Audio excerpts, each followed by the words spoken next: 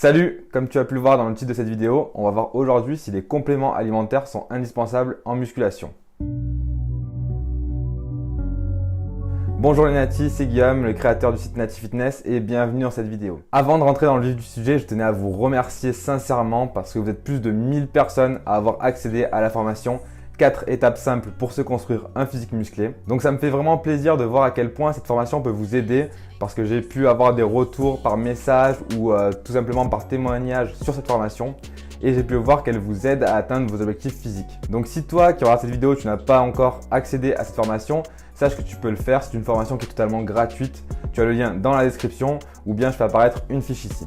Donc j'ai décidé de faire cette vidéo parce que la question des compléments alimentaires, c'est une question qui doit revenir dans ma boîte email à peu près 2000 fois par semaine. Du coup, à travers cette vidéo, je vais répondre aux 200 mails que je reçois par semaine sur les compléments alimentaires et donc je vais vous dire si selon moi c'est indispensable ou pas pour les pratiquants de musculation. Donc dans cette première partie de la vidéo, on va voir ensemble qu'est-ce que c'est qu'un complément alimentaire. Donc pour cela, rien de mieux qu'une petite définition Wikipédia. Donc un complément alimentaire, c'est une denrée alimentaire dont le but est de fournir un complément de nutriments ou de substances ayant un effet nutritionnel ou physiologique, vitamines, minéraux, acides gras ou acides aminés, manquant ou en quantité insuffisante dans le régime alimentaire normal d'un individu. Donc à travers cette définition, on voit bien que les compléments alimentaires sont là dans un but de supplémenter une alimentation normale pour qu'un individu puisse avoir assez de nutriments et de substances nutritionnelles dans son régime journalier. Donc pour moi, il existe vraiment deux types de compléments alimentaires. Le premier type de compléments alimentaires, c'est les compléments alimentaires que j'appelle pharmacologiques. Donc dans ce type de compléments alimentaires là, vous allez retrouver tout ce qui est complément pour vous aider à avoir un meilleur transit ou bien pour vous donner un petit peu d'énergie quand vous avez un petit coup de mou. Le second type de complément alimentaire, c'est les compléments alimentaires qui nous intéressent. C'est les compléments alimentaires qui sont dédiés aux sportifs et plus particulièrement aux pratiquants de musculation. Donc dans ces compléments alimentaires-là, on va retrouver la fameuse protéine en poudre, la créatine, les pré-workouts, les suppléments, vitamines, voilà, tout ce que vous pouvez retrouver dans la plupart des marques que vous connaissez et les produits qu'ils vous proposent sur leur site internet. Donc dans la suite de cette vidéo, lorsque je vais parler de compléments alimentaires, je vais parler du deuxième type de compléments alimentaires, c'est-à-dire les compléments alimentaires dédiés aux sportifs. Donc maintenant que vous savez que les compléments alimentaires sont des substances qui sont là dans le but de supplémenter une alimentation équilibrée et variée dans le but d'avoir assez de nutriments et de macronutriments dans votre journée, on va s'intéresser à l'industrie des compléments alimentaires. Donc il faut savoir qu'autour de cette industrie des compléments alimentaires, il existe un marché des compléments alimentaires qui est très lucratif dans le monde. Pour ne citer que cette marque en exemple, la société The Earth Group, donc qui détient la marque de compléments alimentaires très connue, bleue et blanche, fait chaque année des chiffres d'affaires records. D'après les sources que j'ai pu trouver, qui sont d'ailleurs très difficiles à trouver parce que c'est une société anglaise et donc ils n'ont pas besoin de déposer leur chiffre d'affaires sur les registres français, la société donc The Earth Group aurait gagné en 2016 plus de 530 millions de livres sterling. Donc il faut savoir que cette société-là, elle n'a pas que des marques de compléments alimentaires, mais dans ces 530 millions de livres sterling, il y aurait plus de 250 millions, donc quasiment la moitié du chiffre d'affaires qui aurait été fait grâce à sa marque de compléments alimentaires. Donc cet exemple, il était juste pour vous montrer à quel point le marché des compléments alimentaires peut être un marché très lucratif, sachant qu'il existe plus d'une centaine de marques de compléments alimentaires.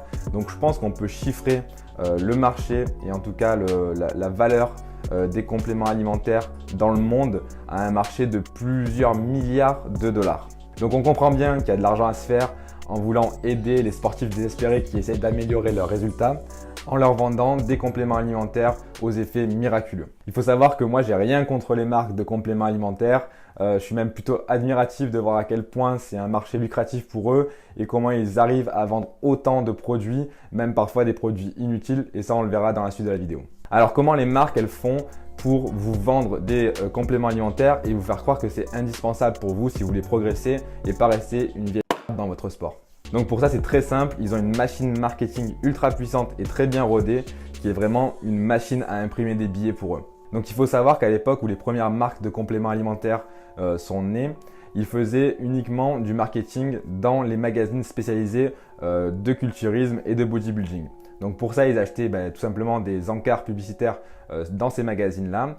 Et donc les gens qui achetaient ces magazines-là parce qu'ils étaient passionnés de musculation, de fitness et de bodybuilding, voyaient les pubs des compléments alimentaires et pouvaient commander via le catalogue des compléments alimentaires. Donc cette technique, elle marchait relativement bien, mais il faut savoir qu'elle avait ses limites puisqu'elle touchait uniquement les personnes qui étaient déjà passionnées de musculation et qui achetaient les catalogues spécialisés. Avec l'arrivée d'Internet, il y a vraiment eu une nouvelle ère au niveau du marketing des compléments alimentaires puisque grâce à Internet, ils peuvent toucher de nouveaux clients qui n'auraient jamais pu toucher auparavant. Donc pour cela, c'est très simple, je ne vais pas rentrer dans les détails, mais en gros, pour faire simple, lorsque vous tapez une recherche sur Google, Google collecte des données sur vous et ensuite, ils revendent des espaces publicitaires sur des sites pour vous proposer des pubs en fonction des dernières recherches que vous avez faites. Donc pour exemple, vous tapez juste complément alimentaire dans la barre de recherche Google et vous pouvez être sûr que sur Facebook ou sur même d'autres sites internet, vous allez retrouver un encart publicitaire avec une marque de complément alimentaire qui va essayer de vous vendre ses produits. Donc pour vendre leurs produits, bien évidemment que les publicitaires, ils ont le droit d'utiliser des slogans qui font rêver. C'est d'ailleurs là tout l'intérêt, puisque comme ça vous allez cliquer sur leur pub et ensuite commander des produits chez eux. Donc c'est normal que parfois vous avez des slogans qui font un petit peu rêver, ou même qu'on vous laisse croire qu'en utilisant tel ou tel produit, vous allez pouvoir gagner plusieurs centimètres de tour de bras ou perdre plusieurs kilos en une semaine. Et le deuxième levier marketing qu'utilisent les marques de compléments alimentaires grâce à Internet, c'est de sponsoriser des influenceurs, donc des personnes connues dans leur thématique, pour leur proposer des produits et des partenariats en échange de rémunération. Et en échange, donc ces influenceurs et ces personnes connues font la promotion des produits de la marque. Donc c'est quelque chose qui est vraiment très puissant puisque forcément quand on est attaché à une personne, qu'on écoute ses conseils, qu'on boit ses conseils comme du petit lait et en qui on a confiance, nous dit qu'il utilise cette marque de compléments alimentaires là, il y a 90% de chances que la prochaine fois que je vais commander des compléments alimentaires, je vais commander la marque qui m'a cité dans ses vidéos ou même dans ses posts écrits. Donc moi j'ai rien contre ça puisque c'est un partenariat gagnant-gagnant et ça permet donc aux influenceurs de vivre de leur passion et de continuer à proposer du contenu gratuit pour leur audience. En revanche, faites attention parce qu'il y a des centaines de marques de compléments alimentaires et c'est pas forcément les marques dont on parle le plus qui sont les mieux et c'est pas forcément non plus les marques les plus chères qui sont les mieux. Donc je vous invite vraiment, si vous voulez acheter des compléments alimentaires, à vous renseigner sur les produits. Et il faut savoir qu'il y a certains produits d'une marque qui sont très bien et d'autres produits qui sont complètement nuls d'une même marque. Donc vraiment faites vos recherches et achetez de façon intelligente et consciente. Enfin, c'est très important de le rappeler, mais logiquement, si vous avez une alimentation saine, variée et équilibrée, vous devriez avoir tous les apports en macronutriments et en micronutriments essentiels pour votre corps. Donc logiquement, vous n'avez pas besoin de vous supplémenter avec des compléments alimentaires. Par contre, comme on le sait tous, les sportifs et les gens qui pratiquent une activité physique élevée ont besoin de plus d'apports journaliers qu'une personne qui est complètement sédentaire. Et ça, les marques, elles l'ont bien compris et elles jouent là-dessus pour vous dire attention, si vous ne rentrez pas dans vos 2 grammes de protéines par jour par poids de corps, vous risquez de cataboliser et de perdre tous vos gains musculaires. Et du coup, ils utilisent cette peur pour vous vendre plus de compléments alimentaires, même parfois des compléments alimentaires qui sont totalement inutiles pour vous. Donc maintenant, dans la troisième partie de cette vidéo, je vais vous répondre à la question est-ce que les compléments alimentaires sont indispensables en musculation, en vous donnant mon propre avis. Donc selon moi, si on veut répondre à cette question de façon générale, c'est-à-dire une réponse qui conviendra à tout le monde, c'est totalement impossible. Faire une analogie, c'est un petit peu comme si vous me demandiez de répondre à une question est-ce qu'il faut des chaussettes pour courir? Ça va dépendre de vous, ça va dépendre de combien de temps vous allez courir, parce que si vous courez 100 mètres, vous n'avez pas forcément besoin de mettre des chaussettes dans vos chaussures pour courir. Si vous courez un marathon, vous n'êtes pas obligé de mettre des chaussettes dans vos chaussures pour courir.